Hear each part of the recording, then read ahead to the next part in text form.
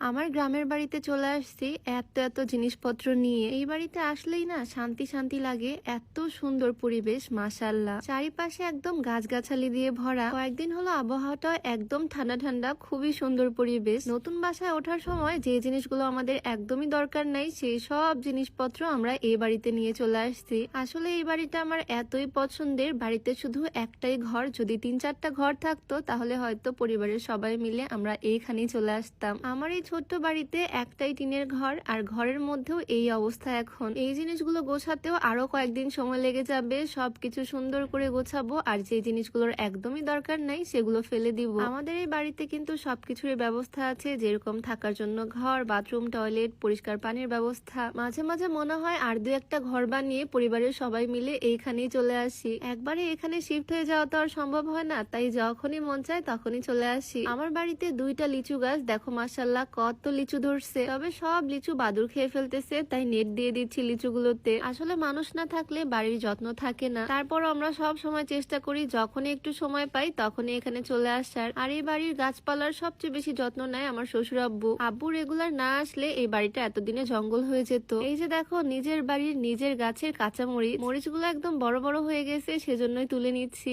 আসলে নিজের বাড়ির গাছের যে কোনো কিছু ফল বা সবজি খাওয়ার মজাটাই অন্যরকম। মরিচ যদিও অল্প কয়েকটাই তুলতে পারছি, তবে তাতেই অনেক আনন্দ লাগতেছে। এগুলো বাসায় নিয়ে যাব। আমার এই বাড়িতে কয়েক বছর পর আরো অনেক গাছ হয়ে যাবে। এই যে দেখো, ছোট্ট একটা পেয়ারা গাছ। এদিকে কিন্তু আরো অনেক গাছ লাগানো হয়েছে। পাশে একটা মালটা গাছ আছে, এদিকে সাজনা গাছ, আর এই যে এখানে একটা কলা গাছও আছে। নতুন করে আরেকটা কলা গাছ হচ্ছে। এই যে আমাদের কলা গাছের প্রথম কলা। কলার সাইজ শুধু দেখো, একদম ছোট ছোট, তবে এগুলো খেতেও কিন্তু ভীষণ মজা। নিজের গাছের ফল বলে কথা। আমাদের বাড়িতে কিন্তু আঙ্গুর গাছও লাগাই।